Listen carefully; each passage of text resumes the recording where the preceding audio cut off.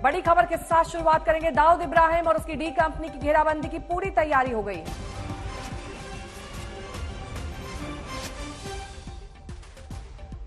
NIA ने दाऊद पर 25 लाख का इनाम घोषित किया था। छोटा शकील पर 20 लाख, अनीस पर 15 लाख, जावेद चिकना पर 15 लाख, टाइगर मेमन पर 15 लाख का इनाम रखा गया है। आज तक को डी कंपनी की नई फोटो भी मिली है। दाऊद इस वक्त कैसा दिखता है ये आप इस तस्वीर में देख सकते हैं। छोटा शकील जिस पर 20 लाख का इनाम, आज तक के पास दाऊद की ताजा तस्वीर है। अब वो कैसा दिखता है वो ताजा तस्वीर आज तक के पास। छोटा शकील, टाइगर मेमन की लेटेस्ट तस्वीर भी आज तक के पास है। तो डी कंपनी को लेकर शिकंजे का बड़ा प्लान सामने आया है। दरअसल अब 25 लाख का इनाम एनआईए ने दाऊद पर रखा है। उसके तमाम जो अन्य साथी हैं उन पर भी ये इनाम घोषित किया गया है। छोटा शकील 20 लाख का इनाम उस पर रखा गया है। एनआईए की ओर से ये नई लिस्ट जारी की गई है। तो डी कंपनी को शिकंजे में लेने का ये बड़ा प्लान, जिसके तहत ये कार्रवाई की जा रही है। डी कंपनी के अलग अलग लोगों पर इनाम की घोषणा की गई है। सबसे बड़ा इनाम दाऊद इब्राहिम पर, जावेद चिकना पर 15 लाख का इनाम।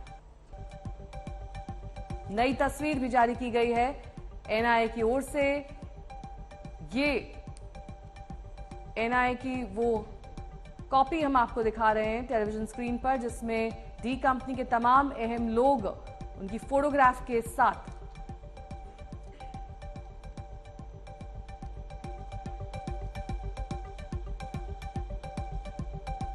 तो आज तक के पास दाऊद की ताजा तस्वीर है। दाऊद इब्राहिम और उसकी डी कंपनी की घेराबंदी की पूरी तैयारी कर ली है। एनआईए ने दाऊद पर 25 लाख का इनाम घोषित किया है। जितेंद्र बहादुर सिंह मेरे सहयोगी इस वक्त तमाम जानकारी के साथ जुड़ रहे हैं। जितेंद्र, ये जो नई इनाम की घोषणा की गई है, इस पूरे दस्तावेज में आखिरकार लिखा क्या कुछ है? क्योंकि इसकी एक्सक्लूसिव कॉपी तो हम दिखा रहे हैं, लेकिन इसका मजमून क्या है? देखिए नेहा, जो फरवरी में एनआईए की तरफ से एफआईआर दर्ज की गई थी दाऊद इब्राहिम और उससे जुड़े हुए राजदार, जो कि पाकिस्तान में बैठ करके किस तरीके से भारत के खिलाफ ड्रग्स की तस्करी करवाता है, और इसके अलावा जानकारी ये है कि वहां से फेक करेंसी भी भेजा जाता है। इसको लेकर के एनआईए ने इस साल फरवरी में एक बड़ी एफआईआर दर्ज की थी और उसमें यह कहा गया था कि इसके संबंध सिर्फ और सिर्फ ड्रग्स तस्करी के लिए नहीं है। इसके संबंध लश्कर तैयबा, जैश ए मोहम्मद और अल कायदा के आतंकी संगठनों से हैं, जो कि भारत के खिलाफ लगातार फंडिंग करके यहां पर आतंकी गतिविधियों को फैला रहा है। इस बात को लेकर के एनआईए ने एफआईआर दर्ज किया था। उसके बाद कार्रवाई अब एनआईए ने बड़े स्तर पर की है।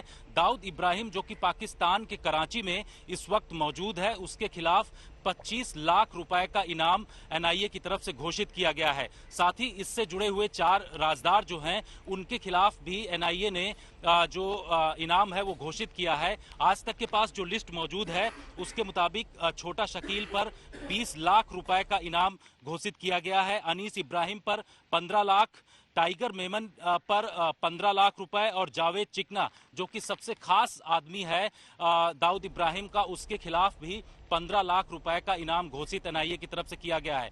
एनआईए ये चाहती है कि इसके बारे में जानकारी मिलने पर उसके खिलाफ कार्रवाई की जाएगी। हालांकि यूनाइटेड नेशन ने भी इसको डेजिग्नेटेड टेररिस्ट घोषित कर रखा है और इसके खिलाफ उसकी तरफ से भी इनाम घोषित किया जा चुका है। तो भारत ने जिस तरीके से इनाम घोषित किया है दाऊद इब्राहिम के खिलाफ, इसके अलावा जो दूसरे उससे जुड़े हुए लोग हैं उनके खिलाफ इनाम घोषित करके ये बता दिया है कि ऐसे टेररिस्ट जो पाकिस्तान में रह रहे हैं उनके खिलाफ कड़ी कार्रवाई की जाएगी। आपको बता दें कि नेहा, आज ही जिस तरीके से खबरें आई हैं कि दाऊद इब्राहिम का भाई, जिसको की अलग अलग एजेंसियां इस वक्त पूछताछ कर रही हैं, उसने इस बात का खुलासा किया है कि दाऊद इब्राहिम, छोटा शकील और उससे जुड़े हुए जो लोग हैं वो पाकिस्तान के कराची में ही रह रहे हैं। इस बात की जानकारी उसने दी है और ये भी पता चला है कि पाकिस्तान के कराची में वो किन किन स्थानों पर जगह बदल करके रहता है। सबसे बड़ी बात यह है कि पाकिस्तान का जो कराची का इलाका है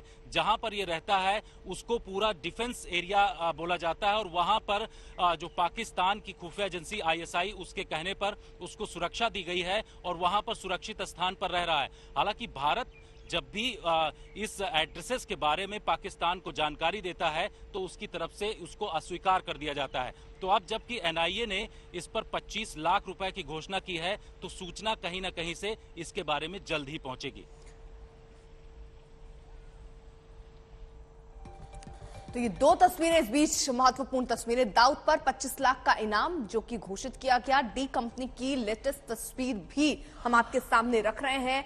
दरअसल जिस तरीके से हम देख रहे हैं 2015 के बाद से दाऊद धीरे धीरे एक्टिव हो रहा था और ये भी खबरें आ रही थी कि ट्रेनिंग के लिए लड़कों को पाकिस्तान भी वो भेज रहा था। ये सारी जानकारियां भी मिल रही थी जिसके बाद अब इनाम की घोषणा की गई है।